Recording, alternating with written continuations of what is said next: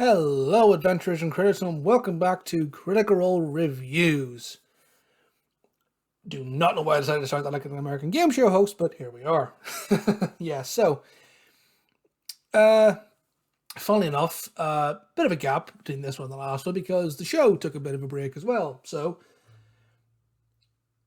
yeah, so I woke up last Friday all excited, forgetting that it was Thanksgiving in America, went to check Twitch, and there was no recording for me to watch. So I had a little bit of sadness, and then I was like, oh, well, this is next week, and here we are. Yeah. God damn freaking holiday breaks, grumbles. I'm joking, of course. They're completely entitled to time off. They're humans. I just miss Critical Role. I like it, alright? And on that note, episode 6. Another. These might all start to sound the same, but they're definitely another very solid entry. If this was a TV show, a regular TV show, you would definitely be calling the last couple of episodes fillers, for lack of a better word. Well, maybe not the last episode, but certainly this episode. There's been a couple of fillers. I'm doing massive air quotes. But for those of you who are new to Dungeons and Dragons or new to Critical Role, more so Critical Role, Dungeons and Dragons than anything else, you might be wondering, why the hell are they just sitting around talking for 4 hours? I mean, it's not like they're doing anything. That's what D&D is a chunk of the time. Not every session has you going off fighting monsters and slaying Tiamat or Bahamut. A lot of sessions are just sitting around talking and just planning out your moves and interacting with the world and getting quests. That's what a lot of D&D is. Or at least that's how I play it.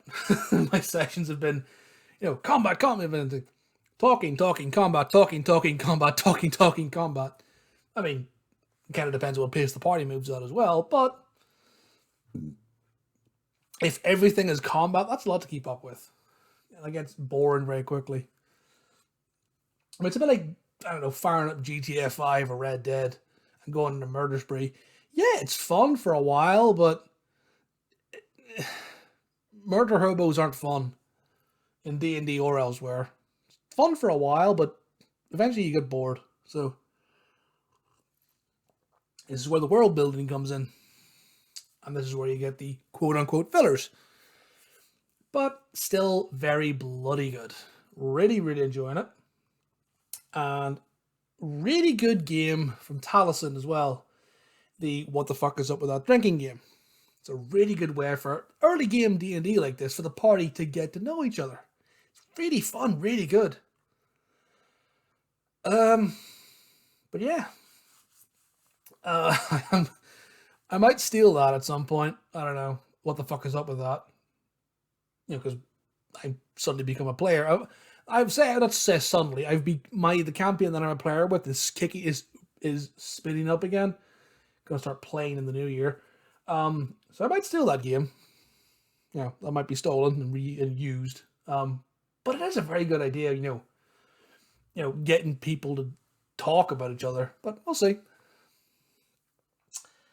But yeah, Taliesin, after that game, Marisha, what the fuck is up with that? That's all I'm going to say. I'll say on at the moment, but if you've seen the episode, you know what the fuck I'm talking about. The fuck is up with that? And then a couple of nice little bit reveals about the players, building the players' backstory, their worlds.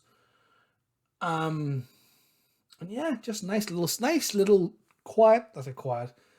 Nice wee session to sort of digest what's happened over the past while and just get on with it, really. I've had no issues with it. I'm very enjoying it. But I am going to get into spoilers in the next while here, so I'm going to call it here for spoiler free. So this is your final call for jumping off for spoiler free sessions. So on you go. Still here in the next couple of seconds. It's not my fault if you get spoilers. Taking a drink.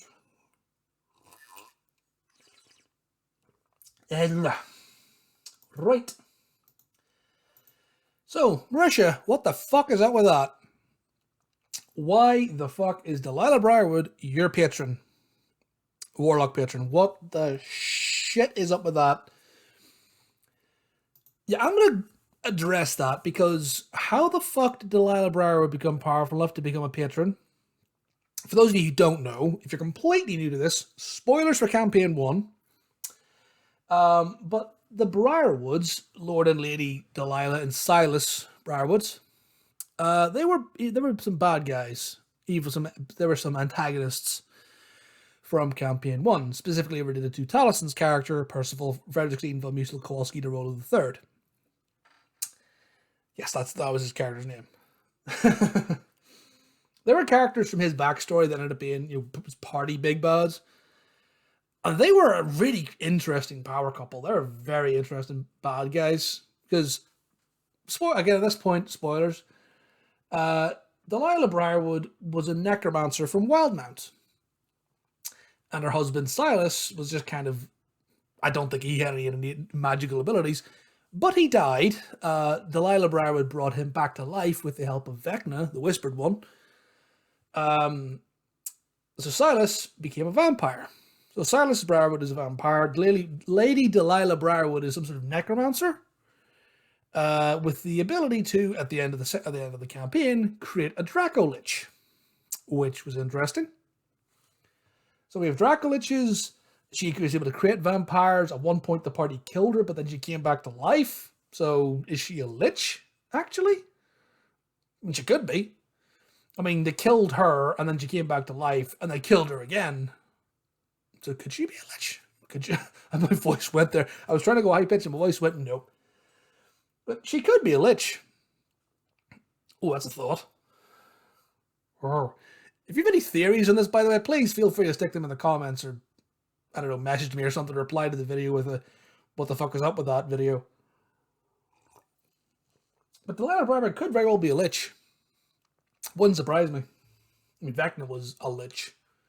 An arch-lich. So, yeah. She could very well be a lich.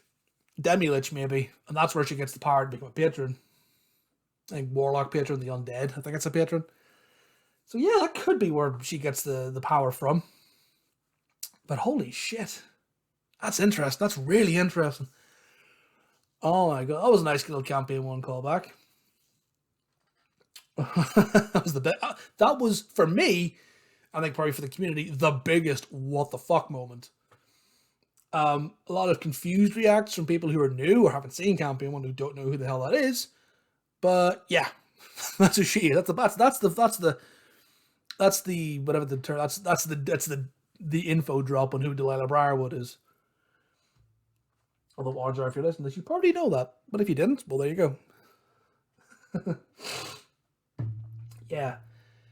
What else? Oh yes, the nice little again coming out of the what the fuck is up with that game. Just learning more and more about the party in general. You kind of Orem finally deciding that okay, there's no point in lying anymore. Let's actually tell the people we're here to look for this person, Brescio. Who I have a mild theory that that's just Travis's character. I don't know. Could be, might not be. Or it could be someone in Brescio's circle. But, I don't know. Oh, sorry. Excuse me, I'm just coming back to say hello here. That'd be interesting if it was. And then we had a nice little bit of Robbie's character, Dorian. You know, more about the whole noble background thing and how he's, well, like any good D&D character, his parental issues. I'm laughing because shut up. If you made a D&D character, you know what the backstory requirements are, especially if you're a rogue. It's like being a hero. It's like being a DC hero, especially if you want to be one that's in the Bat family. Parents are not required. Well, some assembly might be required for your parents, put it that way. Oh, God, I don't know. Anyway. Yeah, and then just nice little bits and pieces, you know, party bonding and getting to know each other. It's really fun to see that, just a D&D party that's just getting to know each other and bonding like that. And then we have, you know, Talison's backstory starting to come back up. I think Talison's in a lot more shit than he's letting on. Well, like I said, Talison Ashton. Because that letter scared the crap out of him. The letter that he got scared the crap out of him, that's, yeah. An Imogen / Laura, give me the letter, what secrets do you contain? And then, meeting in rollies. But we'll see what happens. But yeah, it's interesting. I like learning about the characters as we go. Laudna was the big one because that's, well, again, if you didn't watch Campaign 1, that's probably less of a thing. The cast reaction to that was just, wait, what the fuck? Yeah. Really good. Dorian, yeah, then the fucking Corsairs. What the hell? Then Dorian having a brother who's in the Corsairs? What the fuck? I came out of nowhere. Literally, I never saw that coming. Plot hooks. Jesus, that'll be interesting to see where that goes. But at least now we know there's, a familial tie to the Corsairs. Oh, God. And then Imogen's just kind of talking a bit more about her family and kind of getting into the whole, oh yeah, I want to learn more about where my powers came from because I just suddenly developed them. And yeah, that's interesting. I really want to see where that's coming from. I really do. And Fern, well, she's already had her backstory explored briefly in EXU with the whole portal evil Fern thing. If you've seen EXU, you know what the fuck is going on there. Which also partly explains where Robbie suddenly got 10 platinum from. Because I'm pretty sure, what's her face? Oh, brain fart. Abrea. That's what I'm pretty sure Abrea was very generous with the coin at one point. Like, gave them a shit ton of coin. So, yeah, that's where he got that from. That or he is just a rich motherfucker, having all that money. No complaints, but, if he has all that money, he's a noble, it makes sense. Players having things, and then, there's a reason for it. Like, oh yeah, he's a noble, he would have this money. That makes sense. And a good old Delilah Briarwood. It's a patron. If she's a lich or something very powerful, that makes sense. That definitely makes a lot of sense. But, I don't know. We'll see. And then I was thinking, this isn't coming from me, but I've seen people online complaining about Orem, like he's a boring character. Just because he's a fighter, I don't know if that's just because he's a fighter or just because it's not. I mean, was a Campaign 1 we had Vex and Vax, the edgy rogue, very interesting backstory. I mean, Kayla Widowgast in Campaign 2, very interesting, very tragic backstory. Campaign 3, he's Orem of the Airishari. There's not a whole lot of trauma there, but just because a character doesn't have a traumatic backstory, or their backstory is, I'm here, my level 20 god from Vox Machina sent me here, hashtag goldfish, Campaign 1 callback. If you get that, please let me know. But yeah, that came out of nowhere. And then, oh my god, what'd you call it? Yeah, Orem, I don't think he's a boring character. I really don't. I mean, yes, there's not a whole lot of intrigue or exoticness. He's not an exotic class or an exotic race. He's a halfling fighter with the combat superiority fighting style. From an RP point of view, that's fairly vanilla, not an awful lot to do, but it's those types of classes are just canvases to just paint whatever you want on. He's an interesting character. I think we're going to see a lot coming out of him in times to come. He's definitely like the moral compass, sort of de facto leader of the party at the moment. We'll see where he goes with this. But yeah, I'm just really, I am a fighter man, okay? I have a fighter. I play as a fighter in the campaign that I'm a player in. Good old Dwarg, little Goliath fighter. Really enjoying that. And then what else? Imogen, Laudna, Fern. And oh yeah, my predictions for Travis's character, what the hell that's going to be. I did say earlier, I think it's Breshio could very well be Travis's character. They just haven't got to him in the campaign, in the story yet, which is why he's not in the story yet. Could be, could not be. But it'd be interesting to see what he does play, because the party is very caster heavy, I think. It's a lot of casters. You've got Sorcerer, Warlock, Sorcerer, Cleric, Druid, Bard, and you have a Barbarian and a Fighter. So I was thinking that Travis would go full caster, because campaign 1 he was Grog the Barbarian. 2 he was Ford the Warlock / Paladin, sort of a hybrid of melee and caster.